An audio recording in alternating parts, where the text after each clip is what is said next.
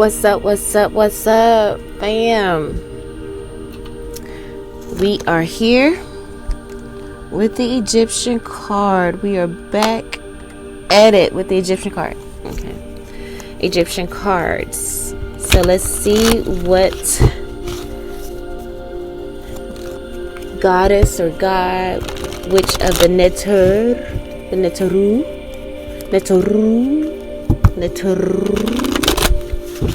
that will come out on today, because you gotta roll them orals. You gotta roll them orals in the comedic. Netheru.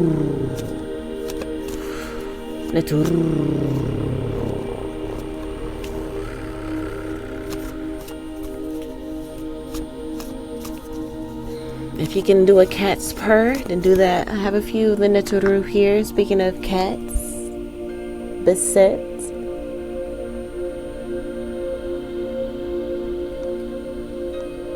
The goddess Beset. Beautiful black cat. I knew that was gonna fall down.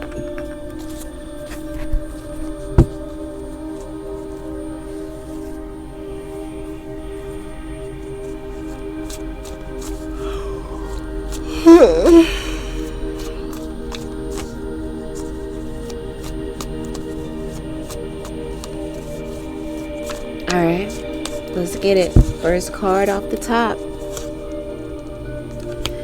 Nekhbet.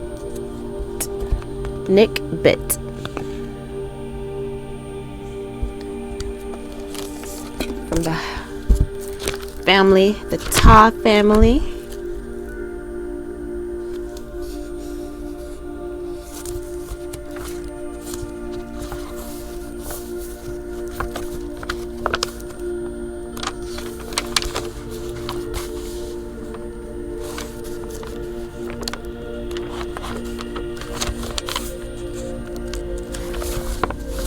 Germination.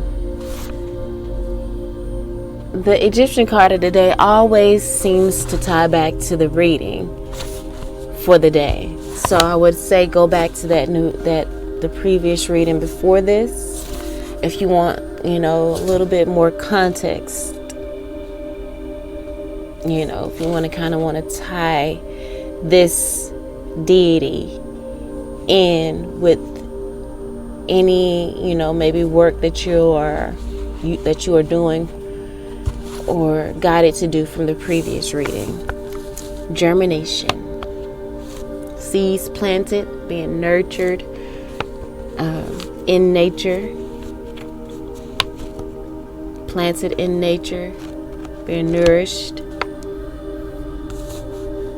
and supplied with all of the nutrients that it needs. Surrendering. The seed can't do anything but surrender to the moistness of the soil, to the conditions and the environment of the soil.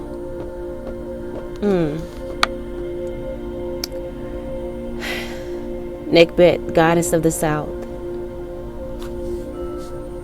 Goddess of the south.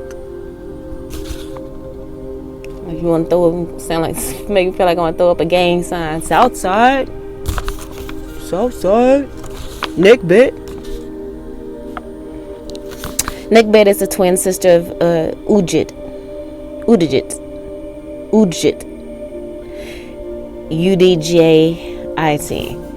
I can't be pronouncing these names. I don't even know if I'm saying Nekhbet right. Nekhbet. You got to pronounce the T's in the Kemetic / Hermetic sacred science as well, if you're going to say the words or names. Her symbol is the vulture, and the cult of this huge flesh-eating bird is extremely ancient in Egypt. Nekhbet is closely linked to the vulture goddess Mut, the world mother. The brooding, gestating principle that nourishes the new life in the egg until it reaches maturity.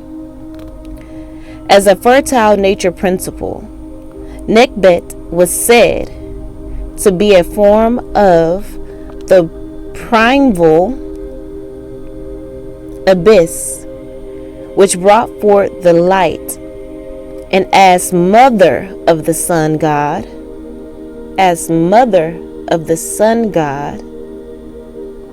she became with Mut intimately related with Aset. Aset also came up in the previous read. All the connectivity, it's awesome. Synchronicity, I live. She was called fathers of fathers, the mother of mothers, who hath existed from the beginning, and is the creatrix, not creator, creatrix, because there were creatrixes,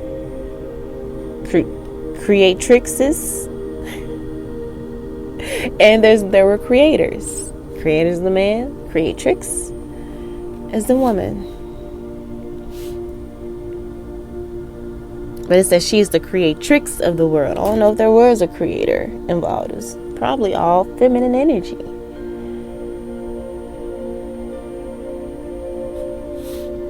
Everything comes from woman. Every human being that's on this earth came from a woman.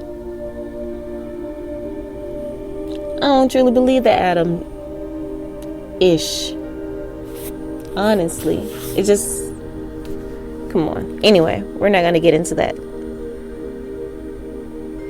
The center of Nekhbet's worship was the city of Nekhbet, and as Ujit was head of the company of gods in Per-Ujit, so Nekhbet was chief deity of the third nome of Upper Egypt, and the head of that company of gods. Sculptures of the two goddesses adorned the temple doors, with Nekhbet placed on the right as the eye of Ra, and Ujit on the left as his left eye. They were also given special rooms on either side of the inner sanctuaries. When the pharaohs assumed rulership of Upper and Lower Egypt, they were crowned with the double crown by Nekhbet and Ujit.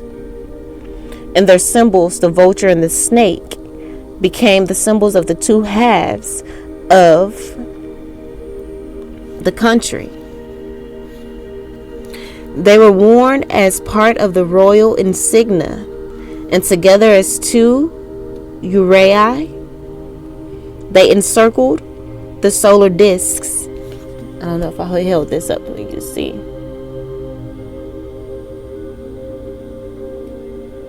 They encircled the solar disc of the pharaoh, the winged serpent, as well as the vulture personified Nekhbet.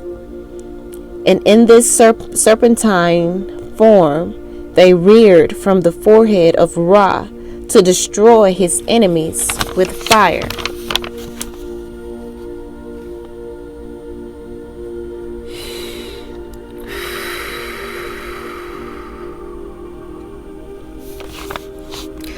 Nekhbet's importance in religious ritual is demonstrated in this report from the tomb of the high priest of the vulture goddess. From the high priest of the vulture goddess. And there's like a little small insert here.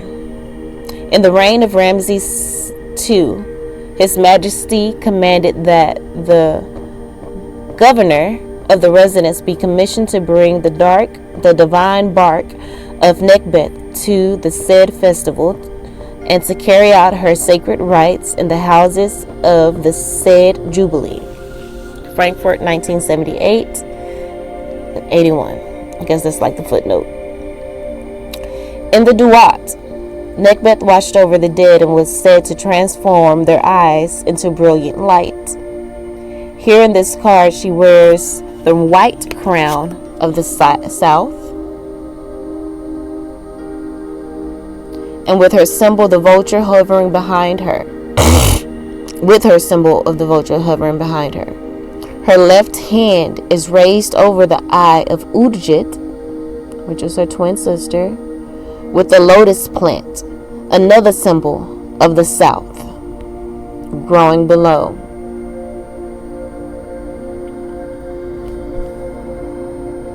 That's the lotus plant, I assume.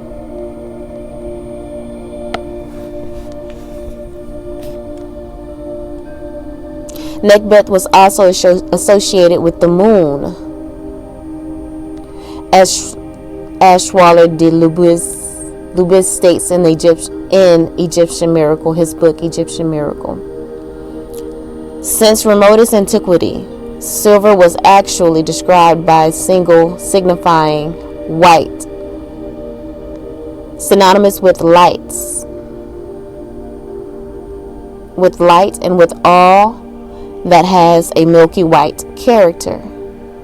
The patroness divinity of Lower Egypt,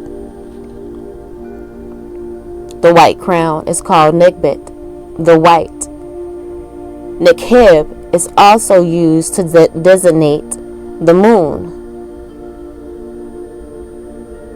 And the high priestess card came out in the previous reading, and the high priestess is connected to the moon. She rules the moon in a way. So it's a connection with that the silver, which is synonymous with light or anything with a milky white character. In pharaonic myth, the moon is identified with Thoth, and with Khonsu. Thoth regulates the times and seasons, and his sacred bird is the white ibis, the sacred ibis. The association of Nekhbet with the moon lends the latter as aspect of nourisher. So she nourishes, germination. The divinatory meaning for Nekhbet is the gestation of plans. Success through applying spiritual principle. That's what we spoke about in the reading that I just did. Clear-sightedness was also brought up in the previous reading I did. I think it was crystal clear clarity was the phrase used for a card. I believe it was the divination card, which again speaks about is a spiritual principle. Divination is a spiritual principle.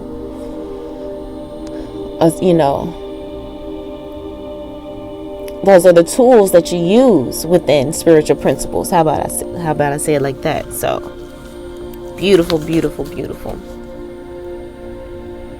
beautiful energy. We're gonna do one card of the day, but the bottom card we had a Menta. I'm tempted. Let's just get the divinatory meaning. Oh my gosh. This connects to the last reading too. Doing the shadow work. The Menta means going into the darkness. The querent only has self to rely on. An adventure into the unknown. So correlated to the reading I did before this. It's just confirmation. It's just confirmation. You saw how I just lackadaisically shuffle the cards, and it's just on point. It's just on point with all of the messages. So I'm gonna leave it there. All right, family. Hope that helped in some way, shape, form, or fashion. Hope you learned something. I love you all, and until next time, peace.